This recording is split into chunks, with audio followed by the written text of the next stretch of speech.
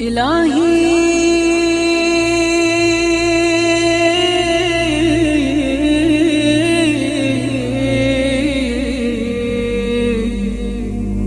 إن كان الندم على الذنب توبة.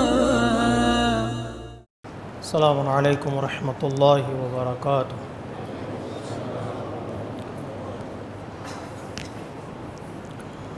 اعوذ باللہ من الشیطان الرجیم، بسم اللہ الرحمن الرحیم۔ الحمد للہ الذی کان موجودا قبل حدوث الاشیاء ویبقى بعد فناء الاشیاء، والحمد للہ الذی یؤمن الخائفین وینجی الصالحین ويرفع المستضعفين ويدع المستكبرين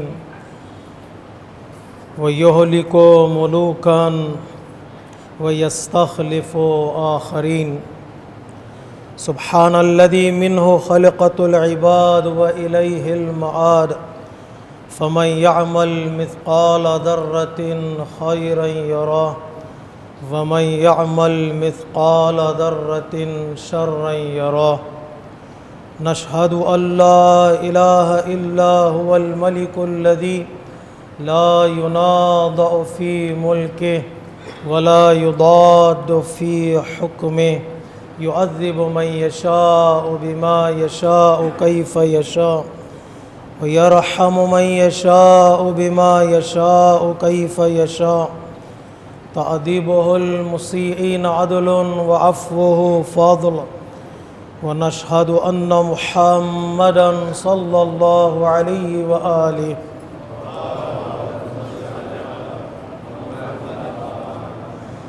سيد المرسلين وخير المبشرين والمنذرين، وعلى آله الهداة المهديين، من ركب سفينتهم نجا واهتدى ومن تخلف عنها ضل وغرق وهوى، أوصيكم عباد الله بالاعتصام بالتقوى فإنه حبل متين وعروة وثقى، أما بعد فقد قال الحكيم في كتابه الكريم وقوله الحق، بسم الله الرحمن الرحيم، يا أيها الذين آمنوا اتقوا الله وكونوا مع الصادقين، صدق الله العلي العظيم۔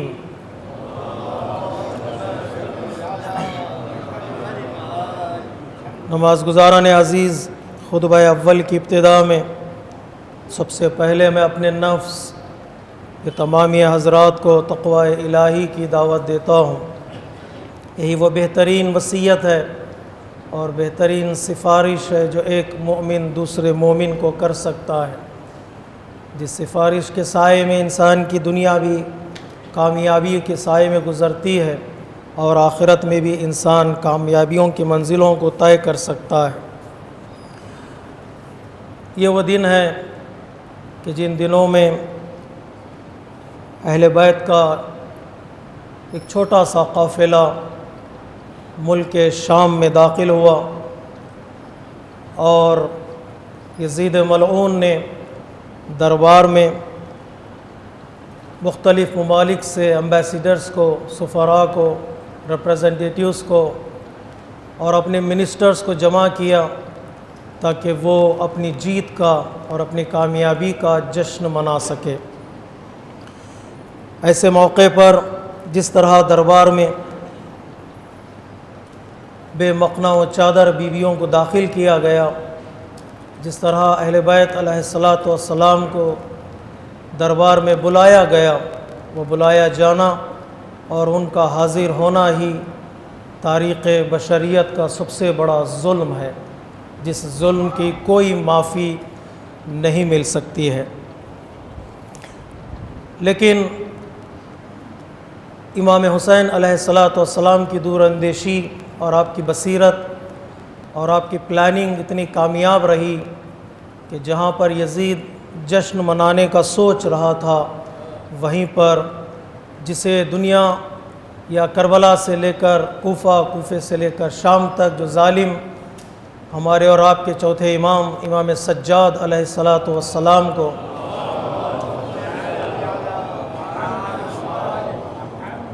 بیمار سمجھ رہے تھے، امام نے اس دربار میں اپنا خطبہ ارشاد فرمایا۔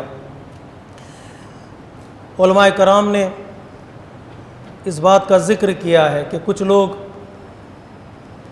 اپنے کاموں سے، اپنے ایکشن سے نہ خدا کو راضی کرتے ہیں اور نہ خدا کے بندوں کو راضی کرتے ہیں، اور نہ وہ کوشش کرتے ہیں۔ خدا بھی ان سے ناراض ہوتا ہے اور خدا کے بندے بھی ان سے ناراض ہوتے ہیں۔ کچھ ہمارے کام ہوتے ہیں، بندوں کے کام ہوتے ہیں، جن سے خدا بھی ناراض اور خدا کے بندے بھی ناراض ہوتے ہیں۔ جس طرح جیسے مثال دی ہے، غیبت کرنا، جھوٹ بولنا۔ اگر غیبت کا کسی کو پتہ چل جائے، مومن کے بھائی کو یا جھوٹ کا پتہ چل جائے تو وہ بھی ناراض ہو جاتا ہے، اور جھوٹ سے اللہ تبارک و تعالیٰ بھی ناراض ہوتا ہے۔ تو نہ ہم اللہ کو راضی کرتے ہیں جھوٹ سے یا غیبت سے، اور نہ اللہ کے بندوں کو۔ لیکن کچھ لوگ ہیں جو حقیقی معنی میں اللہ کو راضی کرنے کی کوشش کرتے ہیں، چاہے اس رضایت کے سائے میں، ان کی کوشش کے سائے میں بندے ناراض ہو جائیں۔ بندوں کی ناراضگی وہ مول لیتے ہیں، لیکن کوشش کرتے ہیں اللہ راضی ہو جائے۔ حالانکہ دشوار ہے انسان بندوں کو راضی کرے، بندہ کسی بھی صورت میں کسی بھی طرح سے راضی نہیں ہوتا ہے۔ چاہے بندوں کے لیے انسان سب کچھ لٹا دے، تب بھی کوئی نہ کوئی خامی انسان نکال لیتا ہے، کوئی نہ کوئی عیب نکال لیتا ہے، وہ راضی ہونا مشکل ہوتا ہے۔ یہی فرق ہے اللہ اور اللہ کے بندوں میں، کہ جب بندے انسان کی زندگی سے ایک خامی نکال لیتے ہیں، پوری لائف سے ایک مسٹیک کو اٹھا لیتے ہیں، ایک گناہ کو اٹھا لیتے ہیں اور اس کی ساری محنتوں پر پانی پھیر دیتے ہیں، ساری نیکیوں کو ختم کر دیتے ہیں، بھلا دیتے ہیں۔ لیکن اللہ تبارک و تعالیٰ کا کرم بندوں پر یہ ہے، اس کی مکمل زندگی سے ایک نیکی کو اٹھا لیتا ہے اور ساری برائیوں کو ختم کر دیتا ہے۔ بہت فرق ہے اللہ کو راضی کرنے اور اللہ کے بندوں کو راضی کرنے میں۔ لیکن کچھ لوگ کوشش کرتے ہیں اللہ کو راضی کریں، کسی بھی صورت میں اللہ راضی ہو جائے، چاہے اس قیام میں، اس انقلاب میں، اس قدم آگے بڑھانے میں، اس کوشش میں اللہ کے کچھ بندے ناراض ہو جائیں۔ یہ لوگ اچھے لوگ ہیں، یہ لوگ نیک لوگ ہوتے ہیں۔ قرآن مجید میں بعض لوگوں نے پیغمبر اسلام پر اعتراض کیا، آبجیکٹ کیا پیغمبر اسلام کے اس ایکشن پر، جب آپ کی خدمت میں لوگ لے آتے تھے، پیسہ آپ کی خدمت میں حوالے کرتے تھے، زکوٰۃ یا خمس یا صدقات کا پیسہ آپ کے حوالے کرتے تھے، تو لوگ یہی سوال کرتے تھے جو آج کل بعض ہم میں سے بھی مراجع کی خدمت میں، جب خود ہم پیسہ دیتے ہیں، پیسہ دینے کے بعد پھر ہم سوال کرتے ہیں کہ یہ پیسے کا لے کر کیا کرتے ہیں۔ تو یہی سوال قرآن مجید میں موجود ہے۔ سوال قرآن مجید میں پیغمبر اسلام سے، لوگوں نے پیغمبر اسلام سے سوال کیا، وَمِنْهُمْ مَنْ يَلْمِزُكَ فِي الصَّدَقَاتِ، صدقات دینے کے بعد، زکوٰۃ دینے کے بعد پیغمبر اسلام سے گفتگو کرتے کرتے وہ جملہ ان کی زبان سے نکل ہی جاتا کہ رسول اتنا پیسہ لے کر کریں گے کیا؟ یہ کرتے کیا ہیں؟ کہاں پر خرچ کرتے ہیں؟ وَمِنْهُمْ مَنْ يَلْمِزُكَ فِي الصَّدَقَاتِ إِنْ أَعْطُوا مِنْهُ رَضُوا۔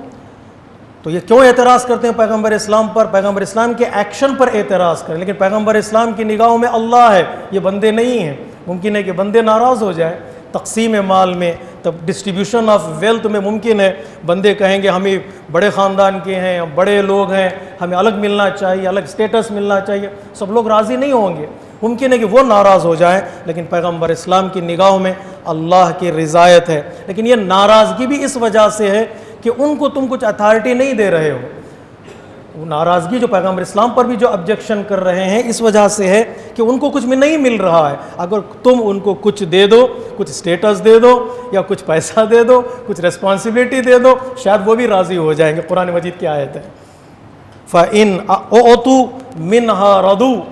جو لوگ تم پر، تمہاری پرسنالٹی پر اعتراض کر رہے ہیں، اس میں سے کچھ تم دے دو ان کو، ان صدقات میں سے کچھ کہو تم 50% رکھ لو، تو وہ خوش ہو کے چلے جائیں گے، وہ راضی ہو کر چلے جائیں گے۔ لیکن سوال ضرور کرتے ہیں لوگوں کا حق ہے سوال کرنے کا، لیکن پیغمبر اسلام کے ایکشن کے بارے میں قرآن کہہ رہا ہے ان کا کام ہے اللہ کو راضی کرنا.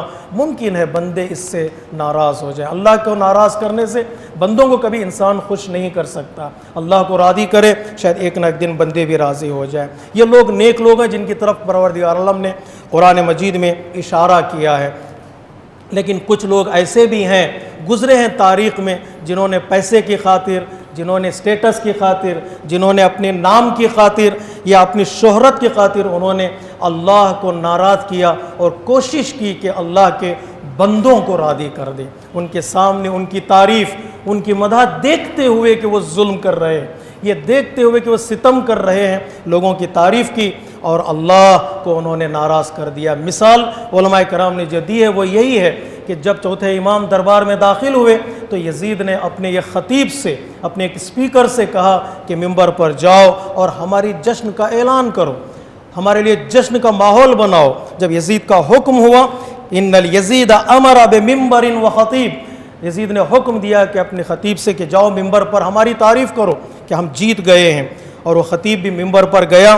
ممبر پر جانے کے بعد خطیب نے معاویہ کی تعریف کی, یزید کی تعریف کی, تعریف کے پل باندھ دیے اور اتنی تعریف کی کہ سارا مجمع خوش ہو گیا کہ یزید نے جو کام کیا ہے وہ صحیح کام ہے. چاپلوسی جسے آج کی دنیا میں کہتے ہیں, یزید کو خوش کرنے کے لیے اللہ کو اس نے ناراض کرنے کی کوشش کی.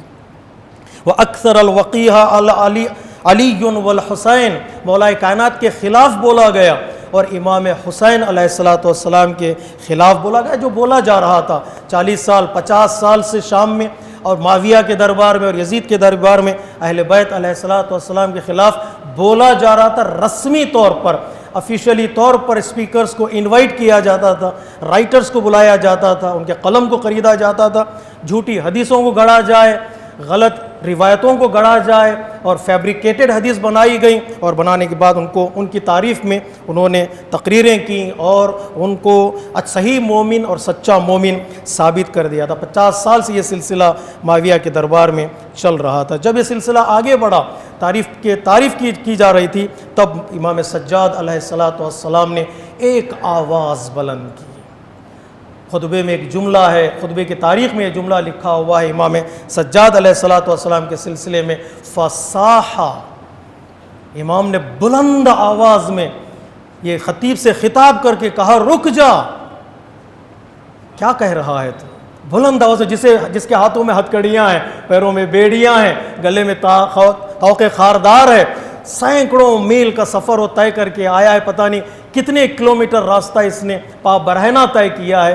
وہ بیمار جب اس حالت میں دیکھتا ہے کہ ظلم کی تعریف کی جا رہی ہے اور مظلومین کے خلاف بولا جا رہا ہے, سید سجاد کا ایک ہی لفظ نے سارے دربار کو حیران کر دیا. سید سجاد نے پکار کر کہا, رک جا, اشترائتل. امام سجاد کا جو جملہ جو میں نے مقدمے میں پیش کیا, امام نے فرمایا کہ تو نے لوگوں کی مرضی خرید لی اللہ کو ناراض کر کے. تو یزید کو خوش کرنے کے لیے ممبر پر بیٹھ کر جو چاہے وہ کہہ رہا ہے, یزید کو چند لمحوں کی خوشی کے لیے اللہ کو ناراض کر رہا ہے. یہ جو جملہ ہے بڑا خوبصورت جملہ ہے. یہاں پر بعض مفکرین رک کر کہتے ہیں, جہاں بھی ظلم ہوتا ہوا دیکھو, جہاں بھی ستم ہوتا ہوا دیکھو, ایک لفظ ہماری زبان سے نکلنا چاہیے, وہ لفظ ہے یا جملہ ہے, یہ غلط ہو رہا ہے. چاہے ایکشن لے یا نہ لے, انسان قیام کرے یا نہ کرے, ریولیوشن برپا کرے یا نہ کرے, ایک جملہ انسان کی زبان سے نکلنا چاہیے کہ یہ غلط ہو رہا ہے. یہ سید سجاد علیہ السلام کی سیرت اور سنت ہے, جہاں بھی کام غلط ہو رہا ہو ایک لفظ کہے غلط ہو رہا ہے, اس ایک لفظ کا بہت اثر ہوتا ہے. آغا قراتی تفسیر نور میں کہتے ہیں 2 مرتبہ قرآن مجید میں لا تقتلوا آیا ہے. لا تقتلوا, مارو نہیں, قتل مت کرو, 2 مرتبہ لفظ استعمال کیا. ایک نہیں ہے, نہی از منکر جسے ہم کہتے ہیں, لا تقتلوا. ایک مرتبہ حضرت آسیہ نے کہا, فرعون نے جب دیکھا صندوق میں حضرت موسیٰ ہے, ایک بچہ ہے صندوق میں, اور اس نے حکم دیا کہ شاید یہی بچہ ہو سکتا ہے جو میری حکومت کو برباد کر سکتا ہے, تو اس کو قتل کر دو. جو سب سے پہلے جس کی زبان سے یہ جملہ نکلا, لا تقتلوا, ایک ہی جملہ ہے عربی زبان میں, یہ کمپلیٹ جملہ ہے, لا تقتلوا, اسے مارو نہیں, اسے قتل مت کرو. اب تھوڑی دیر کے لیے وہاں خاموش ہو جاتی حضرت آسیہ, تو حضرت موسیٰ مار دیے جاتے.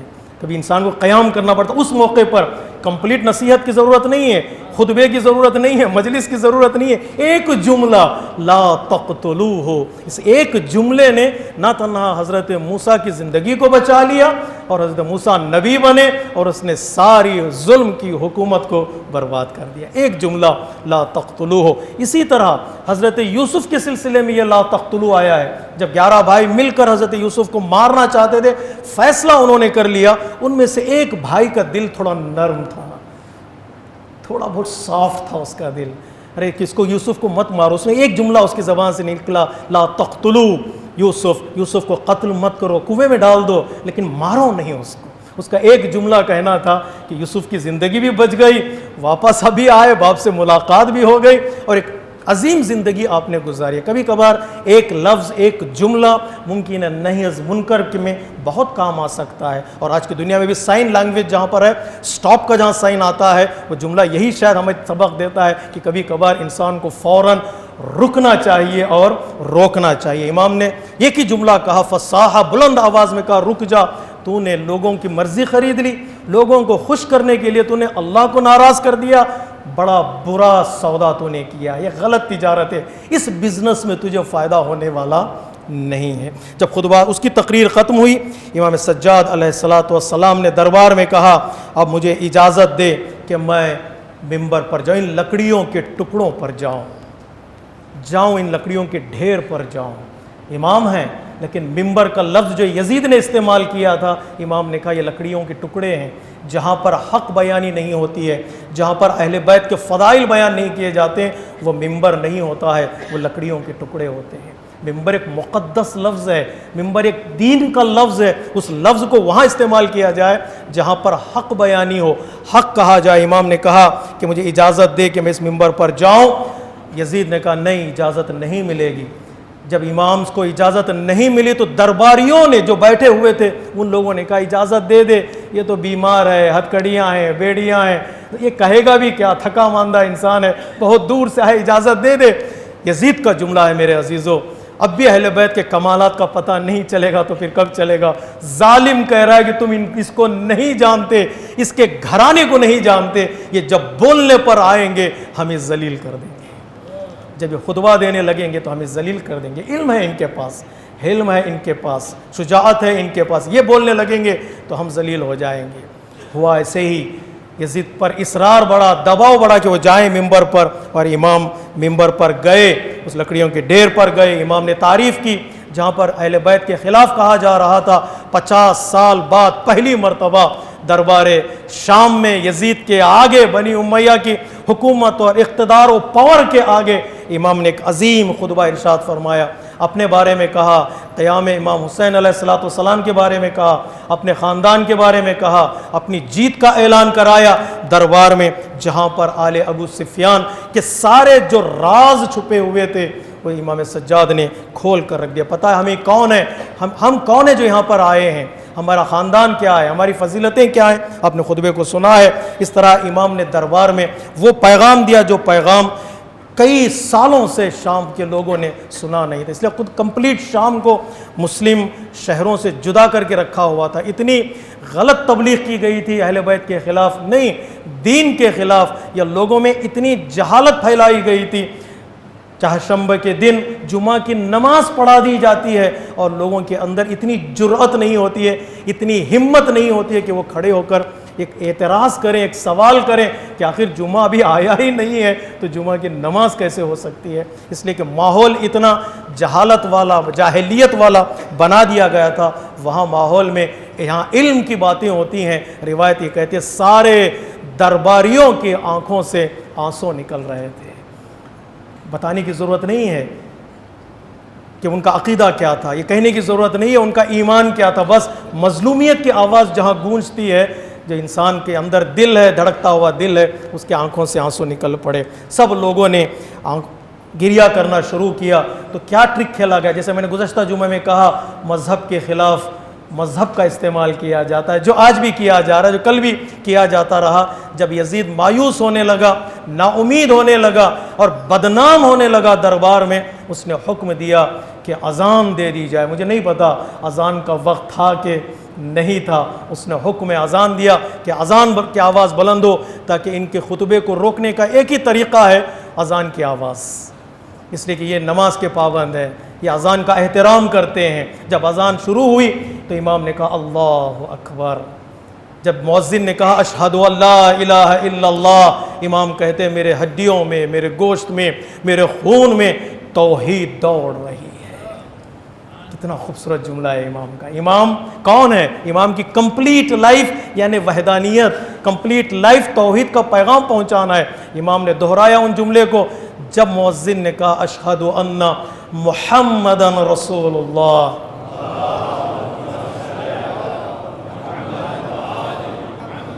امام نے فرمایا مؤذن رک جا، بتا محمد رسول اللہ تیرے نانا ہے یا میرے نانا ہے؟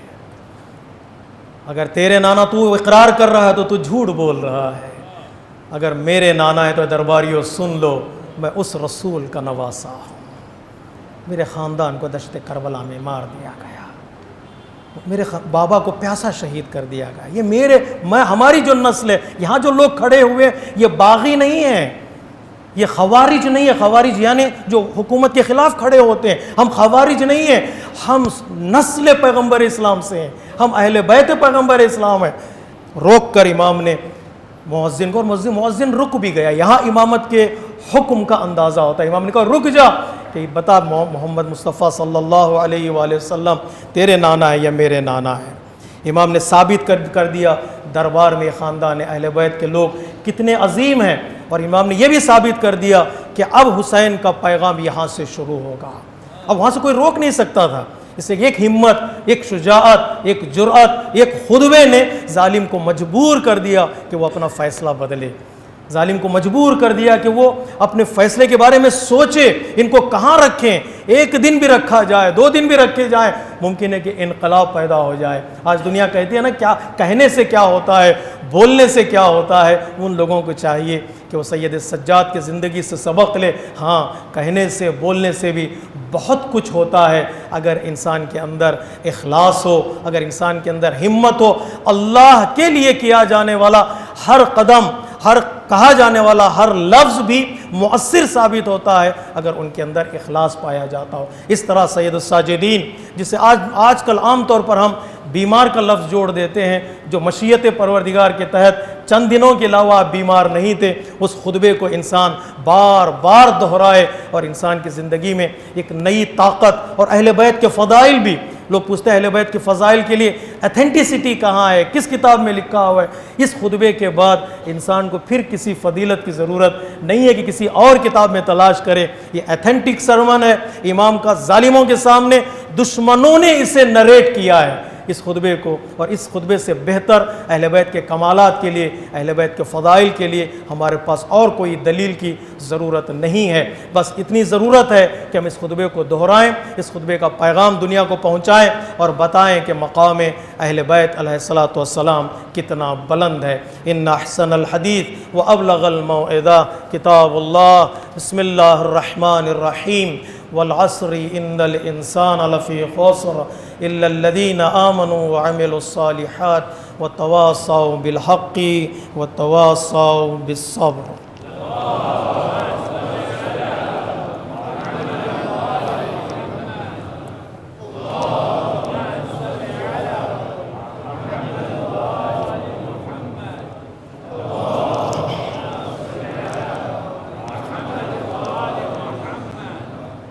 بسم اللہ الرحمن الرحیم، الحمد للہ الذی لا الہ الا هو الحلیم الکریم غافر الذنب قابل التوب وهو الغفور الرحیم، سبحان من سبقت رحمته غضبه وبسط الیدین بالرحمہ۔ خطبہ دوم میں ایک بار پھر میں اپنے نفس کے ساتھ ساتھ آپ تمامی حضرات کو تقوی الہی کی دعوت دیتا ہوں۔ سارے اعمال ہمارے قبول ہوتے ہیں تو تقوی الہی کے سائے ہی میں قبول ہوتے ہیں۔ اللہ تبارک و تعالیٰ نے تقوی الہی کو، خوف خدا کو، گاڈ کانشیسنس کو ذریعہ بتایا ہے اعمال کی قبولیت کا، اور اعمال کے بلند ہونے کا اللہ تبارک و تعالی ہمیں تقوی الہی اختیار کرنے کی توفیق عطا فرمائے اور اس کے بتائے ہوئے راستے پر چلنے کی توفیق عطا فرمائے۔ جس طرح ہم نے گزشتہ جمعہ اشارہ کیا تھا کہ دنیا کی حالت جس رخ پہ جا رہی ہے، جس طرح دنیا کی سازشیں، ظالمین کی سازشیں بڑھتی جا رہی ہیں، ایک کے بعد دیگر مسلمان ممالک کو اپنا اسیر بناتے جا رہے ہیں، اپنا پریزنر بناتے جا رہے ہیں، اور مسلمان ملک لیڈروں سمیت اس ذلت میں، اس ہیومیلیشن کا ساتھ دینے کے لیے تیار ہو گئے ہیں۔ قدم بقدم مسلم ممالک اس کی طرف بڑھ رہے ہیں۔ ظالم کو اکنامک کرائسس میں پیسوں کے ذریعے سے ساتھ دینے والے لوگ، ظالم کو پولیٹیکل فیلڈ میں، پولیٹیکل سٹیٹس میں سپورٹ کرنے والے لوگ اب ظالمین کی حیات، ظالمین کی لائف، ظالمین کی نجات کا ذریعہ بنے ہوئے ہیں۔ ان کو ان کے ملک میں، ظالمین کے ملک میں جو پریشانیاں ہیں، ان کو ان کی پریشانیوں سے نکالنے والے کون ہیں؟ تو یہ ہمارے مسلمان ملک ہیں جو اپنے آپ کو ذلت کی طرف لے جا رہے ہیں، ایک کے بعد دیگری ذلت کی طرف جا رہے ہیں۔ جیسا کہ آپ نے سنا ہے، بحرین نے بھی اسرائیل کے اس ڈیل کو، سینچری ڈیل کو، اور اسرائیل کو آفیشلی طور پر ایکسیپٹ کر لیا اور وہاں پر جا کر بیٹھے جہاں پر انہیں نہیں بیٹھنا چاہیے تھا۔ کم سے کم مظلوم کا ساتھ نہ دیتے تو نہ دیتے، کم از کم ظالم کے ساتھ نہ بیٹھتے تو اچھا تھا۔ اس سے ہوتا کیا ہے؟ ممکن ہے مظلومین کا کوئی نقصان نہیں ہوتا ہے، جن کی نگاہوں میں کربلا ہے، جن کی نگاہوں میں بڑے بڑے اسلامک تاریخیں ہیں، وہ یقین رکھیں گے کہ مظلومین کا آئندہ چل کر کوئی نقصان نہیں ہوگا، جن کا کوئی مددگار نہیں ہوتا ہے۔ یہ آخری وصیت ہے امام سجاد علیہ السلام نے بیان کیے جب خیمے میں آئے تھے بابا آخری ملاقات کے لیے، امام حسین علیہ السلام سے نقل کی اس وصیت کو چوتھے امام نے جب خیمے میں آئے تھے تو بابا نے کہا کہ چوتھے امام فرماتے ہیں کہ بیٹا اس پر کبھی ظلم نہ کرنا جس کے پاس سوائے اللہ کے کوئی مددگار نہ ہو، جس کا ناصر اللہ ہو اس پر کبھی ظلم نہ کرنا۔ اگر اس کے ساتھ تم ظلم کرو گے تو یقیناً بدلہ لینے والا کوئی خاندانی آدمی نہیں ہوگا، بدلہ لینے والا کوئی قبیلے کا آدمی نہیں ہوگا، بدلہ لینے والا اللہ تبارک و تعالی ہوگا۔ اس لیے جب امام حسین علیہ السلام کو مارا گیا کربلا میں، ایک امام حسین کا لقب ہے جو زیارت عاشوراء میں ذکر کیا گیا ہے، یا ثار اللہ، السلام علیکہ یا ثار اللہ وابن ثار، اے خون خدا اور خون خدا کے بیٹے، تجھ پر ہمارا سلام ہے۔ خون خدا کے کئی معنی ہیں، ایک معنی یہ ہے کہ جس کے خون کا انتقام اور ریونج لے گا اللہ تبارک و تعالی ہے، اس لیے کہ مظلومین کا ساتھ دینے والا اللہ ہے۔ یہ ممالک جمع ہو گئے ہیں مظلومین کو ظالم کا ساتھ دینے کے لیے، اور انہوں نے کھل کر پہلے تو پردے کے پیچھے پیسے کے ذریعے سے ان کی حکومت کو بچایا، ان کی حکومت کو طاقتیں عطا کی۔ جہاں پر اسرائیل اکنامک اعتبار سے پریشان حال ہے، اس کو پیسے کے ذریعے سے مدد کی۔ اب ان کے گورنمنٹ بھی ہل رہی ہے، کسی کے الیکشن میں مدد ہو رہی ہے، کسی کی حکومت کو طاقت دینے میں مدد ہو رہی ہے، اور جو ملک ان کا ساتھ دینے کے لیے تیار نہیں ہے ان ملکوں کو پریشان کیا جا رہا ہے۔ ہم نے اشارہ کیا تھا کہ کیا ہونے والا ہے پاکستان میں، کیا منصوبہ ہے ان کا، ممکن ہے سول وار کی طرف جائیں۔ دیکھیے گا آپ اس ہفتے میں کتنے لوگوں کو ٹارگٹ کلنگ کا نشانہ بنایا اور کتنے عظیم انسانوں کو چن چن کر مار رہے ہیں، اور ان کا اپنی پلان ہے۔ یہ تو ایک زمانے سے مثلا پاکستان میں ٹارگٹ کلنگ کی ہم نے نیوز نہیں سنی تھی، کئی سال 2 سال یا 3 سال پہلے شیعوں کو مارا جاتا تھا، انجینئرز ڈاکٹرز کو مارا جاتا تھا، انجینئرز کو مارا جاتا تھا، اخبار نہیں سن رہے تھے۔ تو جو ظالم ہوتے ہیں جب تک وہ خون نہیں کریں گے ان کو بے چینی ہوتی ہے، ان کو اضطراب ہوتا ہے، وہ ان کے ہاتھ اور ان کے گلے جو پیاسے ہوتے ہیں خون کے، وہ پریشان تھے کہ کسی کو مارا جائے، کسی کا گلا کاٹا جائے۔ ایک نوجوان کو جو بینک میں کام کرنے والا ہے، ایک نوجوان کو جو امام بارگاہ چلانے والا ہے، ان کا ملٹری سے، گن سے، اسلحے سے، ویپن سے کوئی سروکار نہیں ہے، دن دھاڑے وہ اس کے گھر کے سامنے، اس کے بینک کے سامنے ان کو مار دیا جاتا ہے اور جشن منایا جاتا ہے، مار دیا جاتا ہے، کوئی ان کا پرسان حال نہیں، کوئی پوچھنے والا نہیں۔ کیوں یہ ماحول بنایا جا رہا ہے؟ ان کا ٹارگٹ یہی ہے کہ پاکستان کو بھی گھیرا جائے، اس کو بھی زبردستی کسی نہ کسی طریقے سے ڈرا کر دھمکا کر اپنی طرف کھینچا جائے، اور اس کے بعد بچ جاتے ہیں۔ یہ تو 2 ملک ہیں جو شیعہ ملک ہیں، 2 آنکھیں ہیں، ایک ایران ہے اور ایک عراق ہے۔ ساری پلاننگ کی ہوئی ہے کہ ان 2 ملکوں کو گھیرا جائے، ان دو ملکوں پر اٹیک کیا جائے، ان کی اقتصادی حالت کو کمزور کیا جائے، اس کے بعد پھر ان کو کوئی ان کے خلاف بولنے والا نہیں ہوگا، کوئی ان کے خلاف آواز اٹھانے والا نہیں ہوگا۔ میرے عزیزوں، میرے دوستوں، ہماری ذمہ داری بنتی ہے آج جو حالات ہو رہے ہیں، جتنا ہم کر سکتے ہیں میسیج کے ذریعے سے، جتنا ہم کر سکتے ہیں ای میل کے ذریعے سے، جتنا ہم کر سکتے ہیں ان کے دعاؤں میں ان لوگوں کو یاد رکھیں جو لوگ آج کی دنیا میں پریشان حال ہیں۔ ظلم بڑھتا جائے گا تو پھر بڑھتا ہی چلا جائے گا، اس لیے کہ ظلم واقعاً لوگ ظلم کے اندر جب سکون کا احساس کرتے ہیں، وہ یہ نہیں دیکھتے کہ گھر کس کا ہے، وہ یہ نہیں دیکھتے کہ شہر کس کا ہے یا ملک کس کا ہے، وہ کرتے چلے جاتے ہیں۔ اس لیے کہ جنہیں اپنی کرسی بچانی ہوتی ہے، اپنی مسند بچانی ہوتی ہے، اپنی گورنمنٹ بچانی ہوتی ہے، الملک عقیم، یہ اگر کرسی بچانے کی طرف جائیں، کرسی، سٹیٹس، یہ شہنشاہیت، یہ ساری چیزیں نہ رشتے دیکھتی ہے اور نہ قومیں دیکھتی ہے اور نہ ملت اور نہ حکومتیں دیکھتی ہیں، یہ سب کو کاٹیں گے، سب کو ماریں گے اپنی حکومت کو بچانے کے لیے۔ کتنی ذلت مسلمان آج دیکھ رہے ہیں، شاید تاریخ بشریت میں ایسی ذلت ہمیں نظر نہیں آئی ہے۔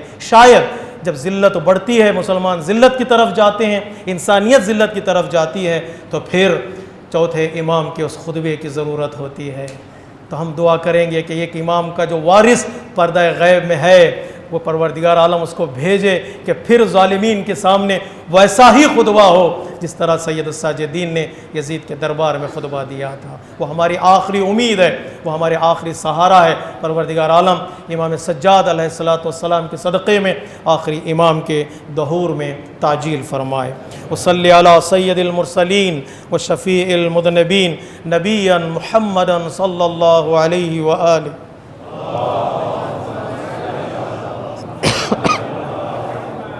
وعلى امام المسلمین امیر المؤمنین علی ابن ابی طالب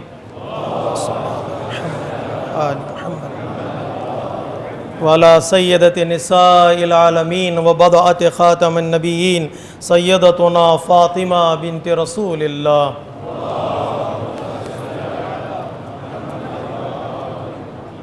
وعلى الحسن المجتبى والحسین الشہید بکربلا سیدائی شباب اہل الجنہ۔